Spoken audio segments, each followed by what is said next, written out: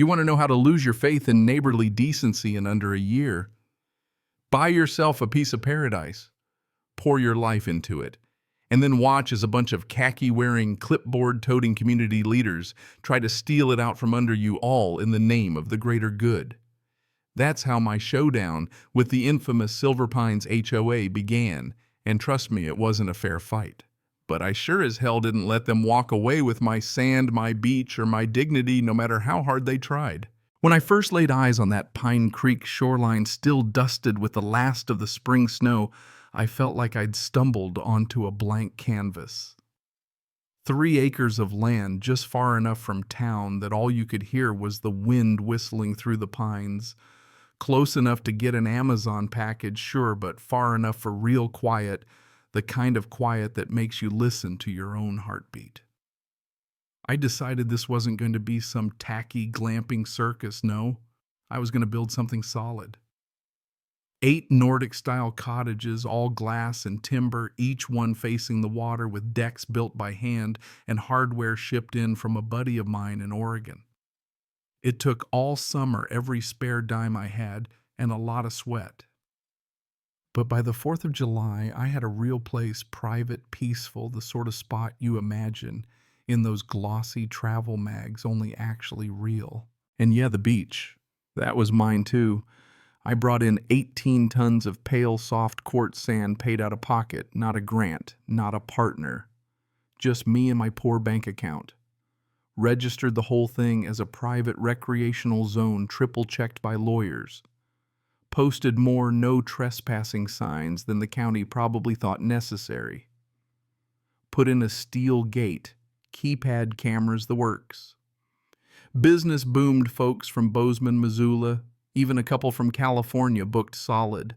I started thinking I'd built myself a little fortress against the world. That's when the letters showed up. Not at the lake, but at my home address tucked up in the tree line 10 miles away. Cream envelope, smug Silver Pine logo, the kind of thing that practically smells like perfume and attitude. Inside, a typed note from Silver Pines HOA. In the spirit of community, they wrote, I should offer weekend access to my beach for HOA residents. Even attached a schedule and a map where my property was labeled Community Shoreline Recreation Point. The kicker. We hope you'll show neighborly wisdom and compassion. Water belongs to everyone. I actually laughed one of those laughs you do when your brain can't figure out if you should scream or cry. These people who'd never so much as said hello wanted a piece of what I'd built with nothing but a calendar and a guilt trip. You know what I mean? So I did what any half-caffeinated, pissed-off guy would do, documented every inch, every envelope, every map, every word. Filed a USPS complaint because last I checked, stuffing letters into private mailboxes was a federal offense. Sent it to the county too because this HOA had no jurisdiction over my land. They weren't even on the same tax grid. Within 2 weeks, I had confirmation the HOA got hit with a citation for unauthorized solicitation, and Karen Marlowe, the president, of course, got an administrative fine. And for about 2 seconds, I thought that was the end of it. But people like Karen, they treat no like a starting pistol. It started small. One guest, nice family from Spokane, pulled me aside. Hey, Clay, not to sound like a Yelp complaint, but someone crapped on your beach. Thought it was a bear, but nope, too methodical, too deliberate. Dog hair dugout holes, stuff only a person could orchestrate. I checked the cameras, but wouldn't you know the one blind spot was right where the mess was? Classic. So I doubled down. More cameras, better angles, motion sensors, new gate system key cards with embedded RFID. If you weren't supposed to be there, my phone lit up. I was halfway to Jurassic Park, but then I realized these people hate sunlight, the metaphorical kind. They thrive in whispers and paperwork, but the second you bring out an audience, they shrink. So I started a YouTube channel, Beach Justice. Posted a video tour of the vandalism, deadpan commentary and all. This is what happens when the community decides your property belongs to them. 22,000 views overnight. Lawyers started emailing. A retired detective suggested UV powder for tracking trespassers. Suddenly, it wasn't just my fight. Karen's next move, fake one-star reviews with photos from who knows where. traced the user shock back to an HOA board member's family. Then my renters started getting accosted outside the gate by concerned citizens with brochures about lake access and HOA bylaws. One guest actually recorded Karen herself giving him the business, posted it as episode 2. Views doubled. Then came the cease and desist letter from the HOA's legal committee threatening me for online slander. Posted that too, episode 3. But Karen wasn't done. One morning, my property manager, Mara, called whispering in full panic, "There's a truck on the beach and an excavator. They're taking sand." I didn't even hang up. I just tore down the mountain, calling the sheriff and the environmental department as I went. By the time I arrived, the truck was gone, tire tracks gouged into what used to be my perfect shoreline. Mara had the license plate. I checked the cameras, Sawtooth Hauling and Landscape Logistics. Sheriff's deputies found them an hour later. They had a signed work order from the HOA, no less, claiming authority to retrieve recreational material from a disputed buffer zone. The signature, Karen Marlowe. I got a copy of that act of material reclamation.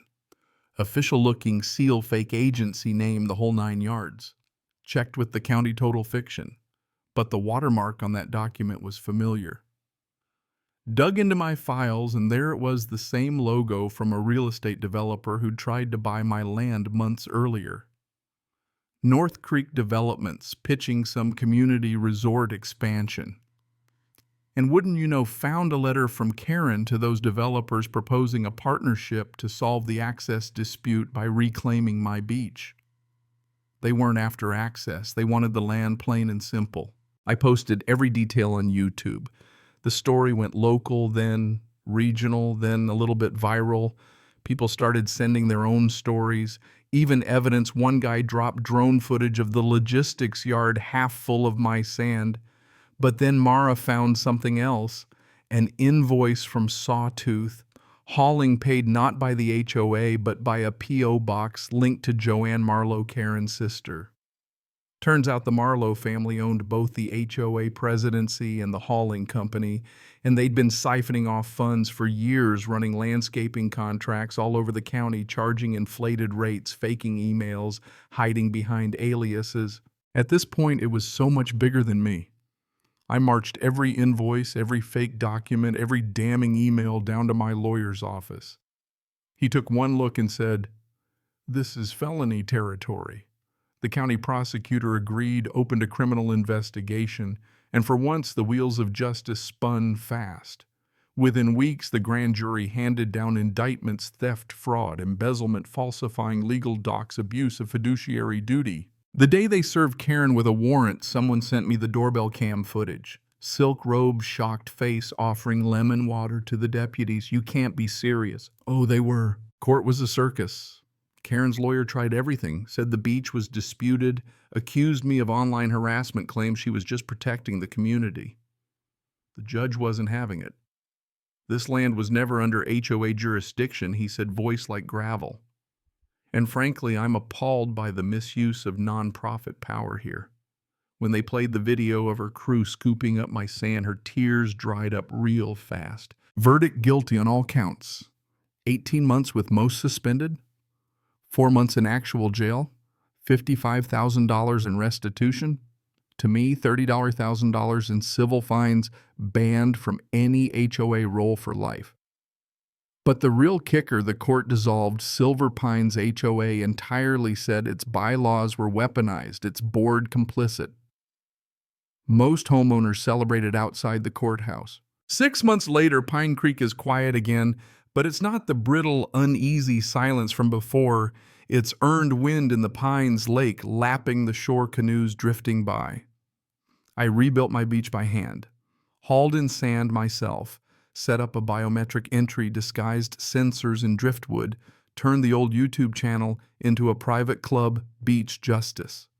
Entry by code only, with a guest lounge, local grill nights, acoustic sets on Fridays, and yes, a rotating slideshow of Karen's mugshot watercolor filter, and all Mara's idea.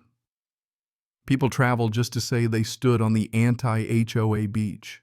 The best part, Folks started sharing their own stories, episodes like "The Day My Wind Chimes Were Declared a Nuisance" or "I Was Fined for Dandelions." Turns out I'm not the only one who's had to fight for a little patch of peace. As for Karen, last I heard she moved to Arizona. Her logistics company dissolved. Her sister caught trying to reopen under a new name, busted by my subscribers in 2 hours. The internet's got a long memory. One evening, just as the sun burned gold across the lake, I spotted a familiar silhouette at the new club gate.